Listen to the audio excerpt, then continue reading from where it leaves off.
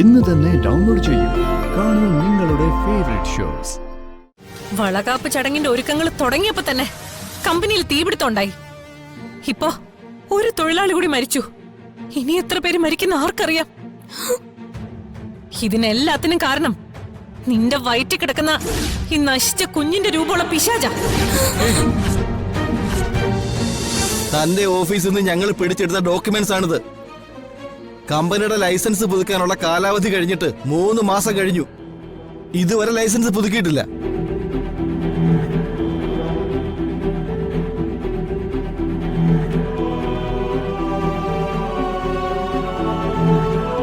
Licence പുതുക്കാൻ ഞാൻ company മാനേജരെ ഏൽപ്പിച്ചിരുന്നോ?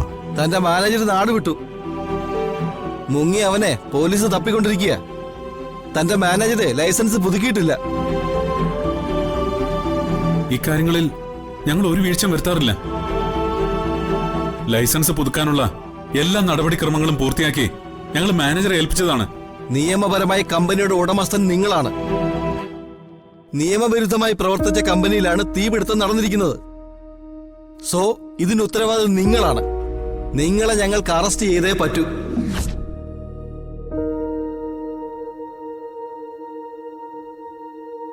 സർ,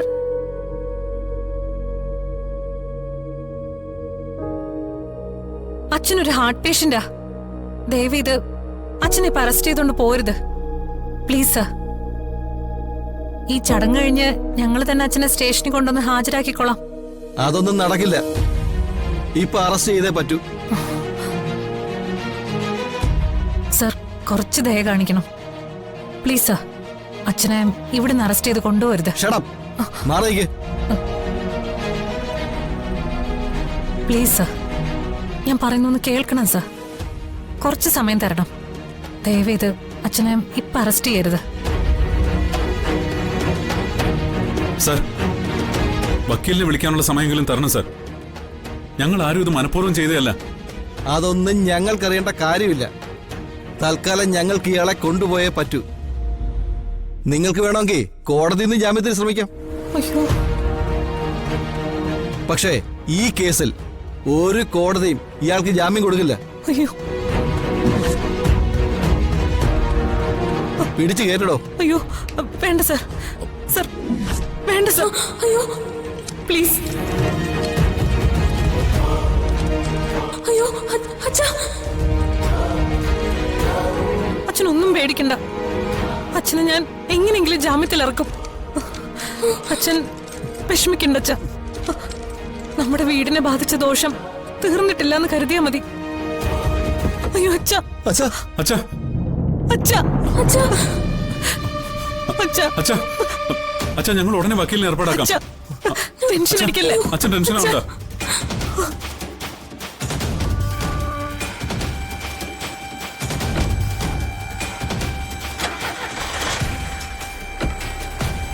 അച്ഛാ,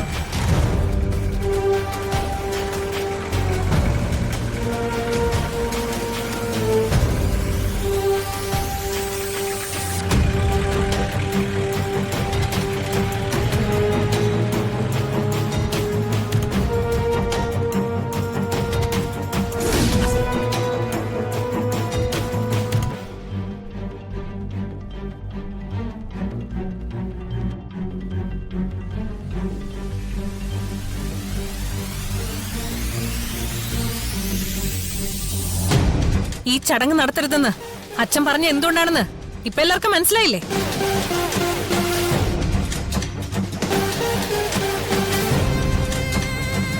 വളകാപ്പ് ചടങ്ങിന്റെ ഒരുക്കങ്ങൾ തുടങ്ങിയപ്പോ തന്നെ കമ്പനിയിൽ തീപിടുത്തമുണ്ടായി. ഇപ്പോ ഒരു തൊഴിലാളി കൂടി മരിച്ചു. ഇനി എത്ര പേര് മരിക്കുന്ന ആർക്കറിയാം? ഇതിനെല്ലാത്തിനും കാരണം നിന്റെ വയറ്റിൽ കിടക്കുന്ന ഈ നശിച്ച കുഞ്ഞിന്റെ രൂപമുള്ള പിശാച.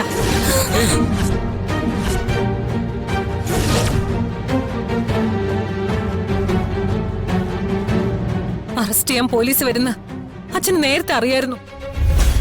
അതുകൊണ്ടാ അച്ഛൻ ഇവിടുന്ന് ഇറങ്ങിപ്പോയത്. എന്നിട്ടും നിങ്ങൾ പോയി അച്ഛനെ വിളിച്ചോണ്ട് വന്നു.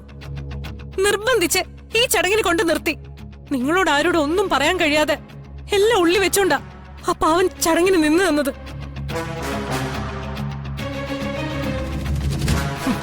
നിന്റെ ഈ കുഞ്ഞു കാരണം ഇനി ഈ വീട്ടിൽ കുരുതി ഒരുപാട് നടക്കും.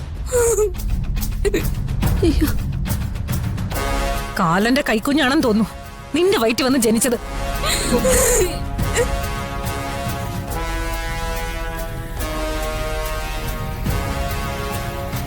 ജാമ്യം കിട്ടാത്ത വകുപ്പില അച്ഛൻ അറസ്റ്റ് ചെയ്തിരിക്കുന്നത്. ഇപ്പോ എല്ലാവർക്കും സന്തോഷമായല്ലോ. ആഘോഷിക്ക്, എല്ലാവരും ആഘോഷിക്ക്.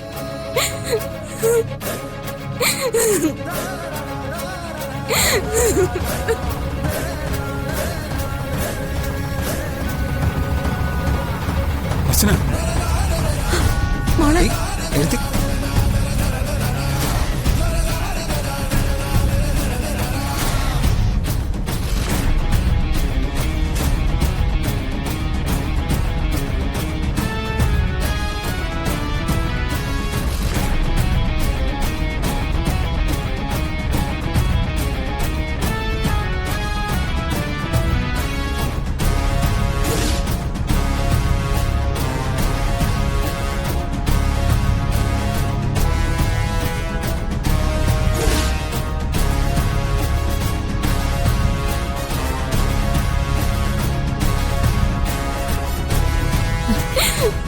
ഈശ്വര, ഏട്ടത്തി ഏട്ടത്തി ഇങ്ങനെ കിടന്ന് കരയില്ലേ? അത് വയറ്റിലുള്ള കുഞ്ഞിന് കേടാ. ഏട്ടത്തി ഏട്ടത്തി ഇങ്ങനൊരു കുഞ്ഞ് എനിക്ക് എന്തിനാ? എല്ലാവരുടെ ശാപം മാത്രം കേൾക്കാനോ? അവന്റെ അടുത്ത് പറഞ്ഞതല്ല നിങ്ങളും കേട്ടതല്ലേ? എന്റെ കുറ്റം കൊണ്ടാണ് ഇങ്ങനെയൊക്കെ സംഭവിച്ചത്. അങ്ങനെയൊന്നും അല്ല. എന്തൊരു ദുർവിധിയായത്. ഏട്ടത്തി ഏട്ടത്തി കരയാതെ മോളെ. കരയില്ലേ? എനിക്കൊരു സന്തോഷം തരില്ലെന്ന് ദൈവം എന്തിനാ ഇങ്ങനെ വാശി പിടിക്കുന്നത്? എന്തിനാ എന്നെ ഇങ്ങനെ പരീക്ഷിക്കുന്നത്? മടുത്തു, ഈ ജീവിതം തന്നെ മടുത്തു. ഇങ്ങനൊന്നും കരയില്ലേ മോളെ. ഇതൊന്നും നിന്റെ കുറ്റം കൊണ്ട് സംഭവിച്ചല്ലോ. ആര് പറഞ്ഞു? എല്ലാവരും അങ്ങനെയല്ലേ പറഞ്ഞത്. ഇനിയിപ്പോ എല്ലാവരും അങ്ങനെ തന്നെയല്ലേ വിശ്വസിക്കുള്ളൂ. വളകാപ്പ് ചടങ്ങ് നടത്താൻ ആലോചിച്ചപ്പോ ഫാക്ടറി കത്തി ആളുകൾ മരിച്ചു. ഇന്നിതാ ചടങ്ങിന്റെ സമയത്ത് തന്നെ അച്ഛനെ പോലീസ് അറസ്റ്റ് ചെയ്തുകൊണ്ട് പോയി. ഇതിനേക്കാളും വലിയ ശാപം എനിക്ക് വേറെ എന്താ ഉള്ളേ? ഇത്രയ്ക്ക് ശപിക്കപ്പെട്ടവളെ പോയല്ലോ ഞാൻ. എന്തൊക്കെ പറയുന്നത്? ഒന്നുമില്ല. അവന്തിക്ക് എന്തെങ്കിലും പറഞ്ഞു വെച്ച് അതെല്ലാവരും വിശ്വസിക്കുന്നുണ്ടോ? അതെ, നീ ഗർഭിണിയല്ലായിരുന്നെങ്കിൽ കമ്പനിക്ക് തീ പിടിക്കില്ലായിരുന്നോ? ഈ ലോകത്ത് കമ്പനിക്ക് തീ പിടിച്ചുണ്ടാവുന്ന ആദ്യത്തെ അപകടമാണ്. ഇതുപോലെ എത്ര അപകടങ്ങൾ വേറെ ഉണ്ടായിട്ടുണ്ട്. എത്രയോ പേര് മരിച്ചിട്ടുമുണ്ട്. ഇതൊന്നും ഈ ലോകത്ത് നടക്കാത്ത കാര്യങ്ങളൊന്നുമല്ല. ഇതെല്ലാം നിന്റെ തലയിൽ കെട്ടിവെക്കാൻ ഇതിനേക്കാൾ നല്ലൊരു അവസരം കിട്ടില്ല എന്ന് അവർക്ക് നന്നായിട്ട് അറിയാം. അതവര് ഭംഗിയായിട്ട് ചെയ്തു. ആ